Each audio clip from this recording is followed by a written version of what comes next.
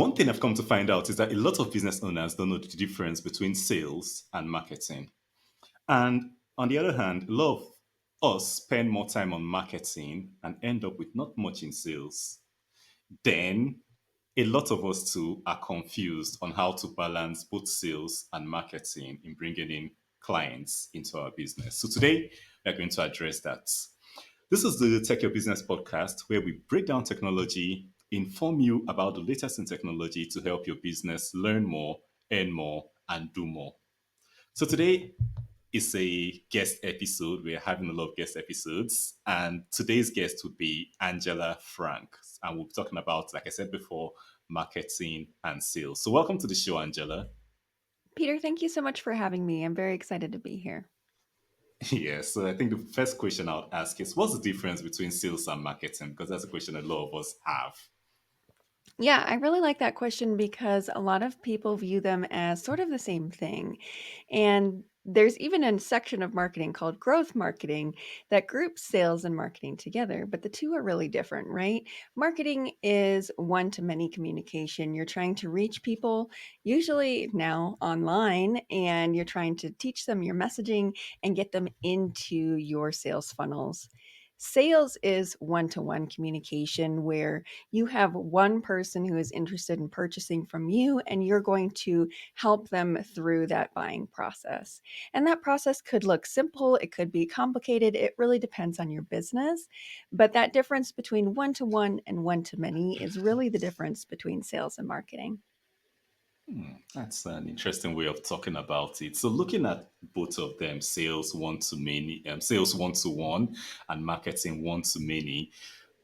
From your experience, which is more important for a business? Well, they're both equally important, in my opinion. I've seen a lot of businesses who go all in on marketing or all in on sales, and usually they get to experience a little bit of growth, but they come to this point where they realize they need both. And so, if you're somebody who comes from a sales background, that's generally where I see businesses prefer sales and they kind of poo poo marketing. And the opposite is true too, right? If they come up from a marketing background, they're like, marketing is great and it's all I need. And then they neglect their sales functions. Interesting. Interesting. So both of them are important, like you say. So what happens when someone leans more to sales? What happens when one leans more to marketing? It creates this lopsided effect in your business. When you have somebody who is going all in on sales, you are maybe your sales reps are going out and sending some email sequences and things like that to try and drum up business. But the awareness of your brand is going to be really low. And chances are you will not have many people searching you out organically to solve their problem.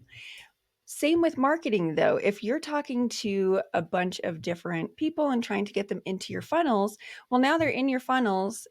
Who's going to sell them on your product or offer?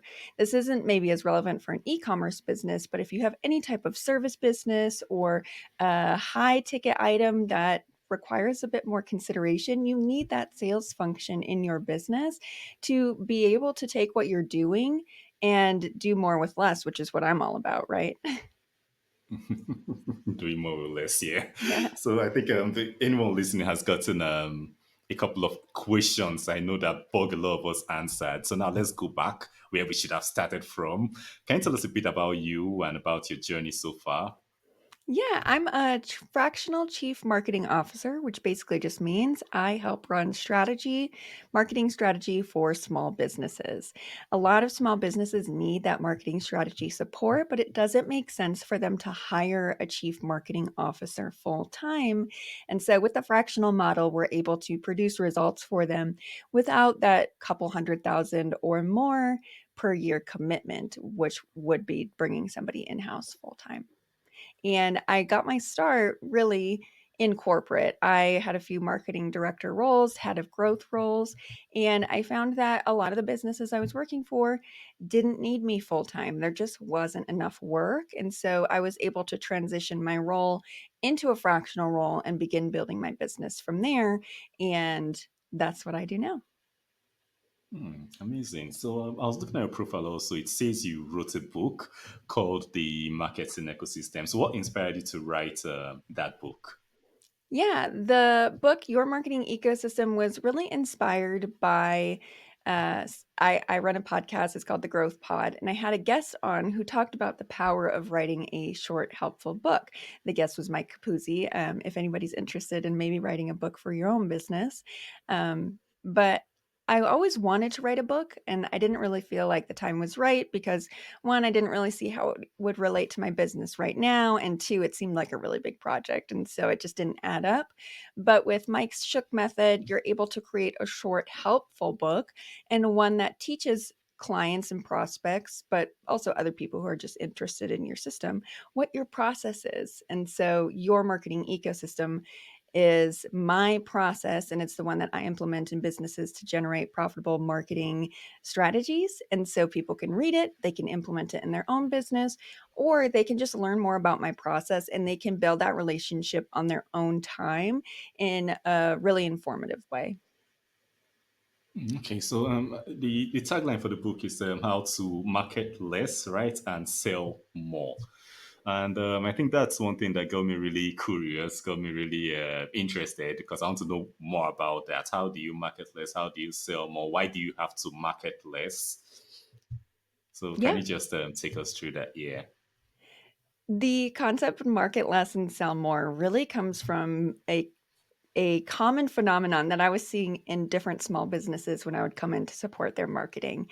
A lot of businesses heard, I need to be sending out emails. So I'm going to send out emails. Oh, I have to have a CRM. So I'm going to set that up. Oh, well, my competitors are advertising. And so now I'm going to advertise.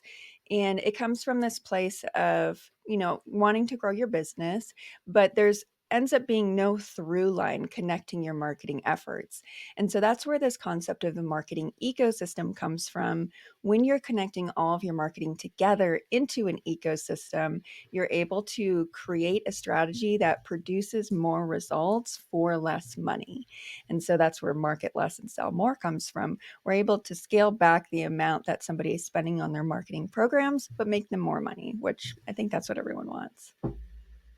That's actually interesting. So it's basically connecting all your marketing, so you're able to market less and sell more. So you talked about implementing this marketing ecosystem in businesses. Can you maybe share a success story of a small business that has achieved this aim of marketing less and selling more? I'm not mixing it up Of course. No, using the you hit it right ecosystem. on the Yeah.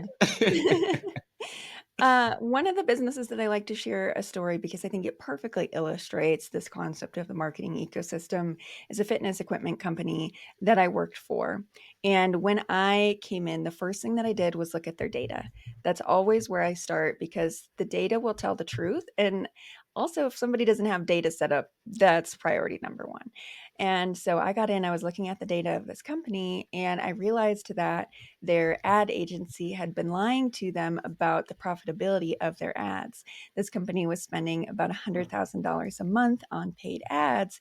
And unfortunately, they had been losing the company money for many years because the agency was taking all top line sales, which was also revenue attributed to the sales team and other marketing efforts, and putting it next to the ad spend and saying, no, we have 30% ROI, you're making money. In reality, that was not the case. And so we were able to find a sweet spot with our ads where they had a budget that was making money. We didn't use the agency anymore. We went a different direction, took it in-house, cleaned up their systems, and we were actually able to reduce the amount of ad spend that they had each month, but we were selling more from ads. And then what we did is we took that extra money that we were saving from ad spend and we used it to set up an abandoned cart email sequence. And that's something that you just need to pay one time for, and it sets up and it runs forever. And you should go back and fix it, but it's not like it's a recurring monthly investment that you need to be making for your business. And so what we did is we partnered with an agency that specialized in email sequences and set one up that started generating $10,000 a month on autopilot, which was essentially $120,000 per year that this business was leaving on the table because they didn't have Wow. any system to follow up if somebody had left a piece of fitness equipment in their cart. And we just did very basic 3 email sequence, and the last email had a coupon in it and it generated so much money. And so those are those low hanging fruit opportunities that we look for. And it just illustrates that, a lot of time business owners focus where the money is going, which is usually paid ads, because you want to make sure that you're spending money in the right place. However, you don't necessarily need to be spending that much. And some other areas in marketing will produce some great results for you. That's interesting, and it's surprising actually that they were spending that much and they weren't even looking at the email part of it. And Yeah. that's one thing, one common thing I've seen. A lot of the time, businesses generate a lot of data. They don't look at the data they generate, and like the old saying, numbers don't lie. So you looking at the data, you're able to uncover things that their agency themselves they weren't able to find out without looking at that data. So you talked about when we were giving this thing, you talked about them being able to reduce their ad spend and make more sales. And I know you talked about implementing that abandoned cart sequence with the coupon at the end. But what other way? Because I think that's it's usually it's going against normal. Most people think they have to increase their ad spend to make more sales, but now we are talking about reducing it and making more. So, what kind of things did you do to make that happen? Yeah, one of the things with this particular company that was troublesome is they had all of their ad spend in one advertiser. So they were spending $100,000 a month in Hmm. Google only, and they weren't leveraging any other platforms. And so we were also able to diversify that ad spend into LinkedIn and Meta ads. And that worked because they also had a B2B side of the business. So they were able to leverage LinkedIn. However, if they were just B2C, we would have focused only on Google and Meta for the time being. Yeah. Um, and so the reason you don't want to become dependent on one channel is because you are entirely beholden to any changes they make. If you have been in business for any amount of time, you have unfortunately seen that CPMs, cost per milli, continues to increase, cost per clicks continue to increase, and therefore your customer acquisition costs over the years will continue to increase. And so by diversifying, if Google decides to increase its cost per click and its cost for you to advertise, you have presence on other platforms. And so you can make sure that you're doing what's profitable for your business. So that's one of the things we did. The other thing we did was just some basic account cleanup. This agency that they had, and it's kind of something that happens with agencies that you've been with for a while, is the account just gets kind of messy. And so every couple of years you want to at least do an account cleanup. Some agencies will do this naturally, others won't, and you'll have to switch agencies, and then your new agency will clean it up for you, or someone in-house can clean it up for you and have a regular maintenance schedule. But removing high cost per click, low converting keywords, refreshing creative and ad copy. These are all things that you can do to keep your ads fresh and produce better results where you're spending your money. Hmm. When you talked about that one channel issue, depending on one channel, it's something I can really relate with because I know back in, I think 2014 or 15, I had an e-commerce business selling self-defense gadgets, selling only through Facebook ads. So I can really relate because we woke up on Monday and they had changed the category of what we were selling. That whole business just went. Yeah. It was confusing that day, yeah. So I can fully relate with that with you. So talking about we've been talking about the different platforms, the Google adverts and all that, the email platforms and co, which are all technological platforms. So over time and over the time, the among the clients you've been working with, how have you seen technology change marketing for small businesses, especially of recent? Yeah, I think recently the tools have gotten a lot better. There are so many marketing tools that your business can leverage, from social media scheduling to content approvals and planning, and your website hosting and your website builder. And all of these tools are constantly changing. But I do feel within the last couple of years, they've gotten really supportive for small businesses. The other thing that's changed, obviously, is AI. And one of the things that I'm keeping an eye on when it comes to AI is how that's going to impact organic search results. And so right now, if you go to Google and you type something in, maybe you're looking for, you know, the best ice cream flavor. Google will put an AI response right there. So you have all the information you need. And this creates a great user experience. You can get everything that you need without clicking through to a website. However, sites who have gotten a lot of organic traffic naturally, maybe you're a service provider or you install pools, for example. Well, now instead of someone clicking through to your blog to learn all about the best type of a pool and building that relationship with your business, Google's taken that information and just put it on the search engine result page. And now nobody really has that relationship. And so the way that these AI snippets are going to change marketing is something that I'm keeping a close eye on. Yeah, I think that thing you just mentioned is a problem a lot of people have had because you see a lot of people complain that they don't really have much traffic to their websites anymore. People are no longer clicking through, and a lot of people depend on this search engine traffic. A lot of people spend a lot on search engine optimization to get leads, to get traffic to their business, to their websites, and all that. So, is there any way you can think, going by what you said, do you mean that blogging is no longer or content marketing is no longer a viable strategy, a viable marketing strategy for businesses? Or is there a way they can go around this AI issue coming up? Yeah, definitely. I think the number one way to get around it is social. I think that content will only play a more important part in your strategy moving forward.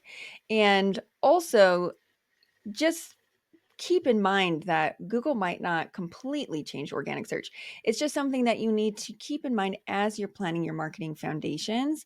And so, my big takeaway from this is if you are dependent on organic search, or that's a large portion of your acquisition strategy right now, you should be building out a social strategy and beginning that social flywheel for your business. And content, blog content is a great way to do that. You already have a wealth of knowledge on your blog, or you're able to create one and repurpose it on your social platforms. And so, content will continue not only to be important for your social, but once you get people from social to your website, it will play a similar role just like it does now in your business. Yeah, so I think in the previous answer, you said something about the tools, the marketing tools for content scheduling and co getting better. So, do you have any tools that probably maybe you can recommend for businesses that you feel they must have as part of their tech stack? Definitely. There's 2 for data and 1 for ads. So I have 3 recommendations. If you are a small business owner and you are realizing that you don't have dashboards set up for your business to visualize your data, I love Google Looker. They have a version that's free with your Google Suite. So if you're already there, you've got access. And then the second thing that I recommend for that is a connector tool called Porter Metrics. And I recommend this tool because it's perfect for small businesses. There's a lot of huge data connector tools that larger businesses may use, and they cost thousands of dollars per year. Porter, I think, is, maybe $30 a month. Don't quote me on that. I think I paid $29 right now. And so that way you can get your Facebook ads data and your other platform data into your Google Looker. And so those two things are critical. And Porter also has a lot of great dashboard templates. So the other thing that keeps people from visualizing data is they're not a data engineer. They're not somebody who wants to sit and, the classic coding where you've got your hoodie on and you're like putting your data Yeah. into dashboards. It's not like that. Porter makes it really easy. You can pick a dashboard that works to visualize your numbers, connect everything, and get it rolling. And the second thing, then, I guess the third thing is a tool that I like for ads, and that's called Magic Brief. And Magic Brief is basically a creative ad library. It pulls a bunch of different companies' meta creative into it, but you're also able to install a browser extension and go to the meta ad library and save ads that you like. And so if you are launching a new campaign, you are looking for new creative ideas, you are able to go into Magic Brief, open up your swipe file, and basically create briefs for your designers right in there. or your social team, your content team, whoever's making your ad creative. It makes it super seamless and it's really easy to collaborate using that tool because you can say, here are the three examples that I like for this ad. I like the hook on this one. I like the way they position the product in this one. And I like the offer that they have, the call to action or whatever in this one. And so then your designer is able to have clear, concrete examples and then go and make something new for your brand. It's great to ask that question. So, I guess I've learned Google Looker for your dashboards, Porter metrics, right, for your Mhm. data connector to see all your ads from your data from different places. Then you have Magic Brief to make giving briefs easier. Yes, If I'm absolutely. right. Yeah. Okay. So, for business owners who would like to improve their marketing ecosystem, like you call it, what's one simple change they can make? Just one that you would recommend they can make to improve it. Yeah. I always start with the mission for your brand and the goal for your brand. So, the mission, my example, if you're selling a toothbrush, maybe your mission is to improve the oral care of everyone in the world or something like that. It's your big mission. The other thing, obviously, is the money that you want to make in your business. And so, those two things are important and making sure that all of your marketing is now talking about your mission and aligning with your goal. That's all you need in your marketing. If you're doing something that is talking about dog walk, that's a really extreme example, but you'd be surprised how kind of like off course people will get with their marketing messaging. So make sure it all ties back to your mission and make sure everything ties back to your brand goal. You want to make sure that you're making money with your marketing. It's not something that you're doing just for ego or vanity. At the end of the day, everything you're doing in marketing should be laddering up to the revenue goals that you have for your brand. Nice. Okay, so for you talked about the revenue goals, and earlier you talked about the business spending so much on Google Ads and not getting a positive return on the marketing efforts. So, what is the best way you can say businesses can measure the returns on their marketing efforts? I always like to bring it back to customer acquisition cost and average order value or average customer lifetime value. If you have your customer acquisition cost, which is how much you spend to acquire a customer, this can include all of your channels. It doesn't necessarily need to be exclusive to your paid ads, though that's obviously where you're going to be spending a lot of your money. And you compare that to either your average order value, so you're instantly profitable as soon as someone comes through your funnels and makes a purchase, or your customer lifetime value. Probably don't use more than a year for that window because you want to make sure that you're creating returns on your investment within a relatively short time.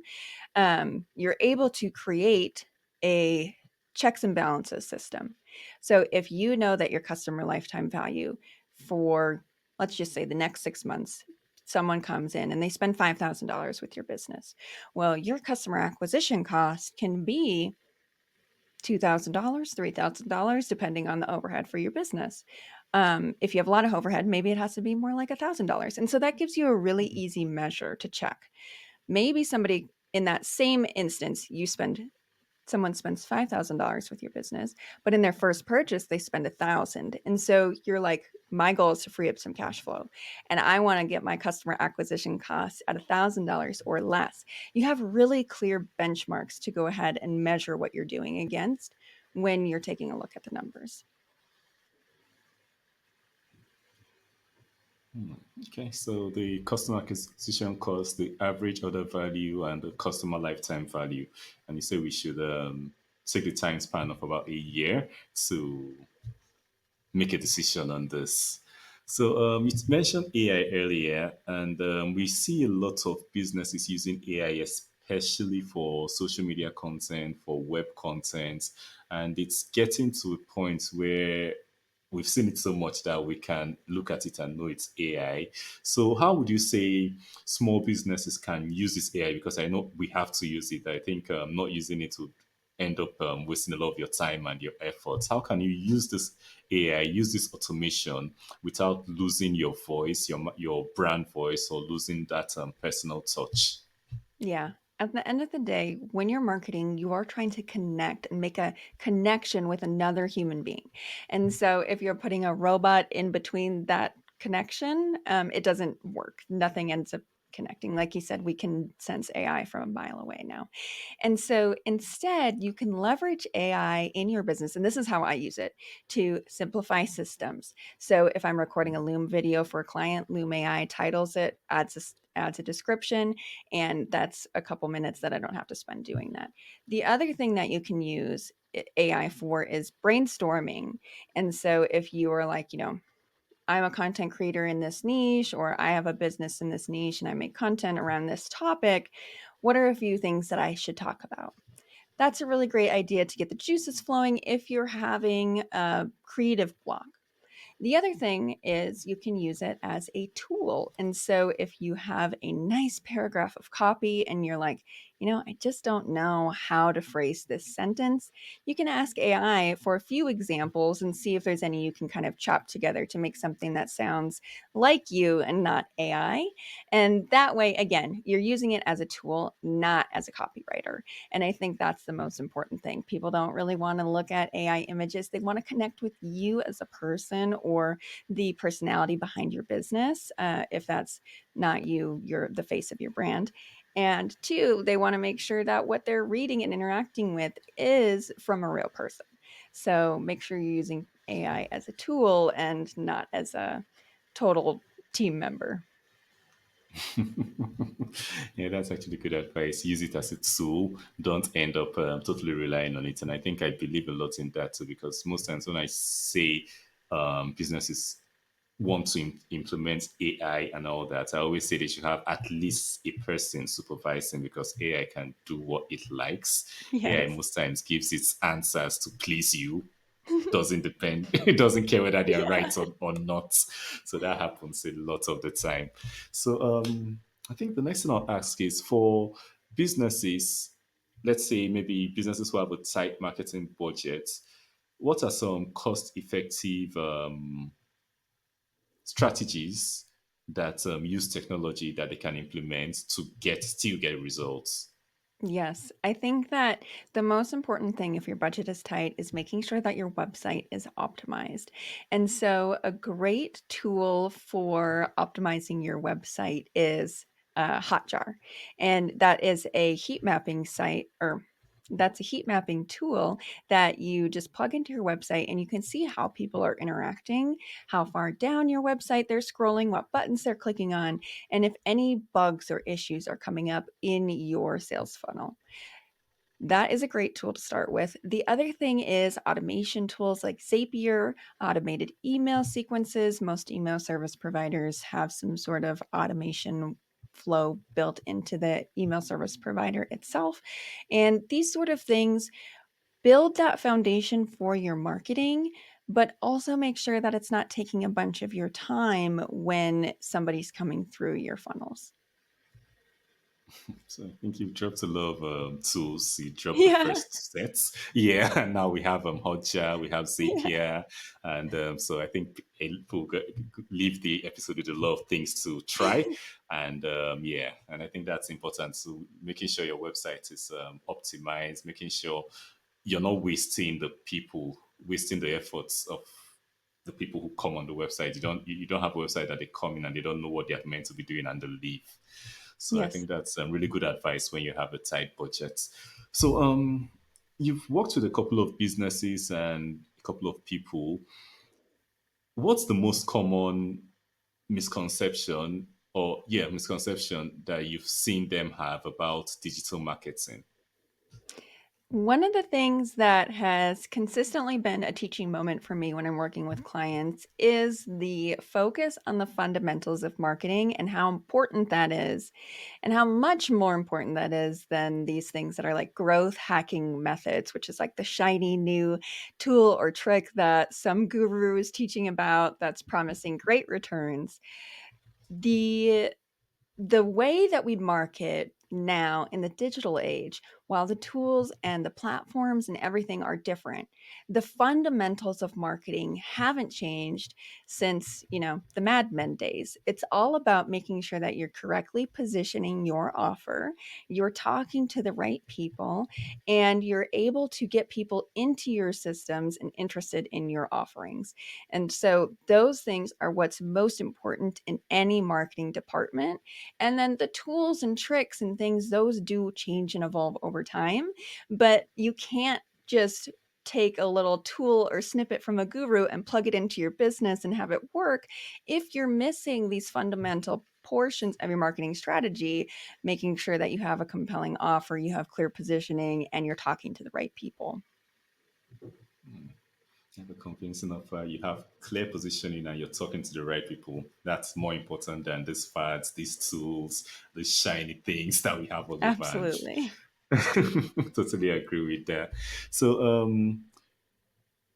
I think as someone in the digital marketing space, you've probably observed a couple of trends, marketing trends, and all that.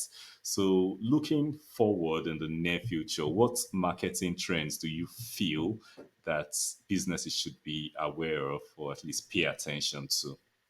Yes. Well, one of them is definitely what we chatted about earlier, which is how organic search may change in the future, and that you should be implementing social into your strategy.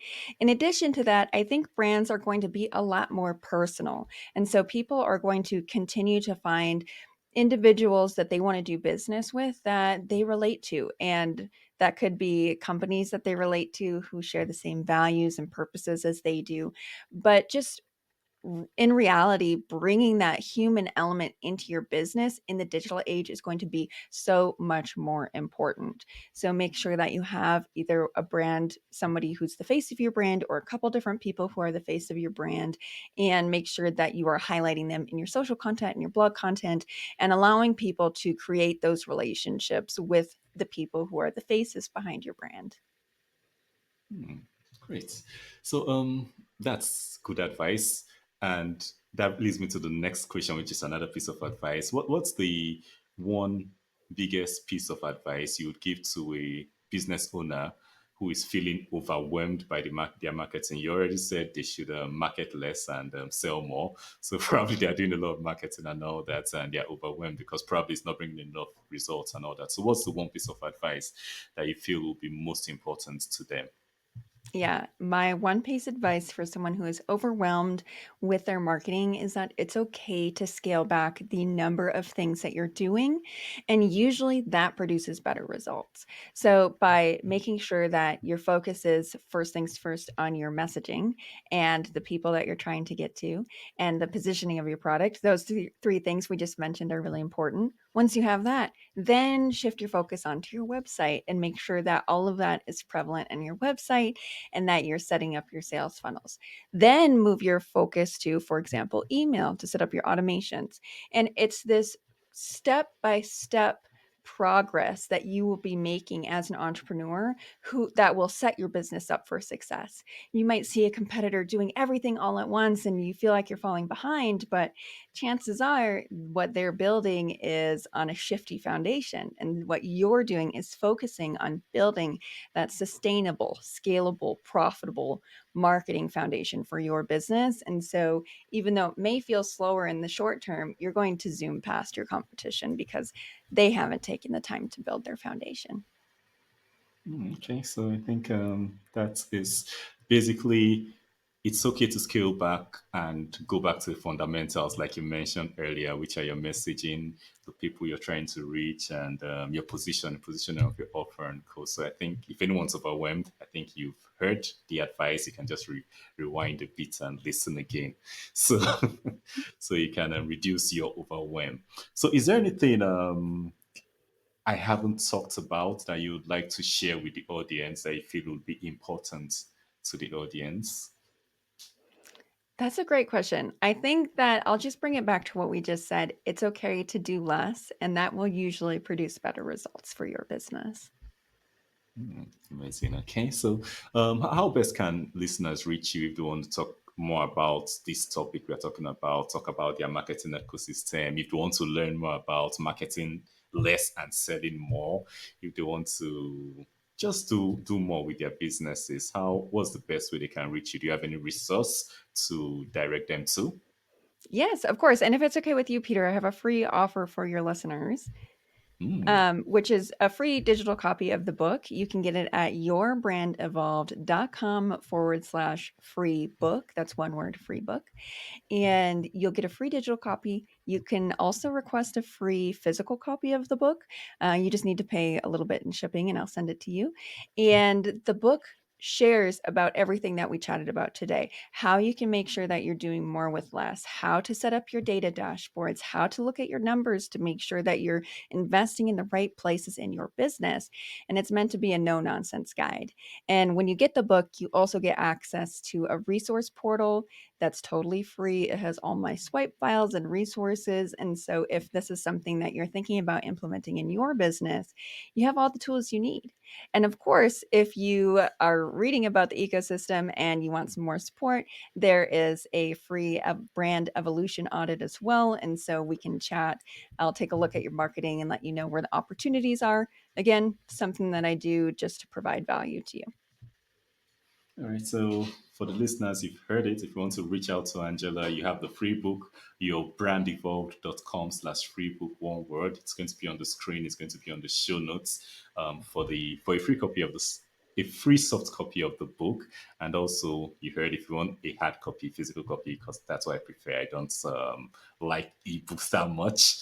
You can just pay a little bit for shipping and get the hard copy. And like you said, too, you can get the brand evolution audit. So Angela looks at your marketing, looks at your ecosystem, like we mentioned, and lets you know how you can market less, sell more, and get the results she's talked about today.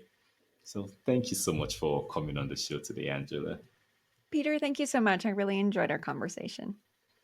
Thank you. So, for the listeners, did you get any value from this episode of the Tech Your Business podcast? If you did, please share with anyone you know has issues with their marketing, who feels overwhelmed with their marketing, who they probably need more results, or they are confused. What sales, what's marketing, what am I doing here? They're just taking action without knowing what they're doing. Share this episode with them. And if you want to be the first person to know when we post more helpful content like this, don't forget to follow, like, and subscribe to the podcast wherever you're hearing us or seeing us on. So we have a couple of episodes on marketing. I think we are almost at 100 episodes. So if you listen to maybe 10 episodes a day or more, you'll be able to learn a lot till we come back next week with a brand new episode of the podcast. So thank you so much and bye for now.